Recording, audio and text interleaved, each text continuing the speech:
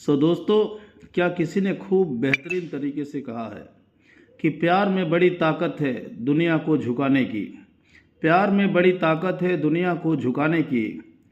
अन्यथा सुदामा की कितनी क्षमता थी भगवान श्री कृष्ण से पैर धुलवाने की, क्योंकि वो प्यार की ही ताकत है। और मज़े की बात यह है कि हम प्यार से दुनिया में हर चीज़ पे काबू कर सकते हैं, लेकिन नफरत से कभी भी जीवन में किसी को ना कुछ मिल सकता है। इसीलिए शब्दों का चयन बहुत ही ज़्यादा ज़रूरी है। In day to day life में हम किस तरीके का शब्दों का चयन करते हैं, किसके लिए करते हैं, इसका बहुत बड़ा प्रभाव हमारे रिलेशंस में और हमारे डेवलपमेंट में पड़ता है। क्योंकि ये बरसों पहले ये कहानी लिखी हुई है कि every deposit has the good withdrawal. अगर आप सही तरीके से डिपॉजिट करेंगे तो निश्चित रूप से आप विड्रॉ करेंगे। क्योंकि अगर हम किसी से प्यार से बोलेंगे तो सामने वाला भी व्यक्ति हमें प्यार से बोलेगा, लेकिन अगर नफ़रत की भाषा में हम किसी से बोलेंगे तो जाहिर सी बात है वो सामने वाला भी हमें नफ़रत की ही भाषा में बोलेगा। This is the universal truth.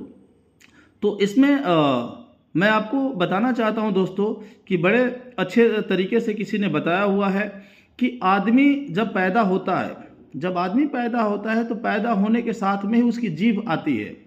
जो टंग है, जो जीभ है, पैदा होने के साथ में ही आती है और मरने के बाद तक भी रहती है जीवित। लेकिन जो आदमी का दांत है, दांत आदमी के पैदा होने के बाद आता है और मरने से पहले ही चला जाता है। तो this is a process of nature of nature. Nature ने भी आपको इस बॉडी के कंपोनेंट के बारे में बताया है कि जीभ इसलिए आपको पैदा होने से पहले मिलती है और मरने के बाद तक रहती है, क्योंकि आप लाइफ के टेस्ट को बेहतर तरीके से लीजिए। और दांत इसलिए पैदा होने के बाद आते हैं और मरने से पहले चले जाते हैं, क्योंकि भगवान ने भी कहा है, नेचर ने भी कहा है कि आपको कड़वा बोलना नहीं चाहिए, क्योंकि ये ठीक नहीं है। तो therefore this is a combination of the life और this is a process of nature.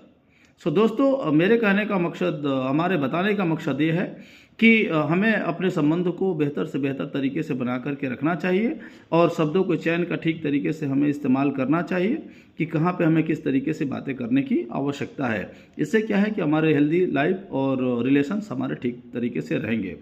सो चलते चलते मैं आपको ये बताना चाहूँगा कि तट पे बैठे बैठे तेरे हाथ कहाँ कुछ आएगा, रत्न मिलेंगे तुझको अगर सागर की तह में जाएगा। कुछ ना आया हाथ तो कोई बात नहीं, समझना डुबकी अभी अधूरी है। और चाहे कुछ भी हो जाए, चाहे कुछ भी हो जाए, ये शब्दों का चयन बहुत ही ज़रूरी है। I wish you all the best. इस चैनल को सब्सक्राइब और लाइक कर दीजिए।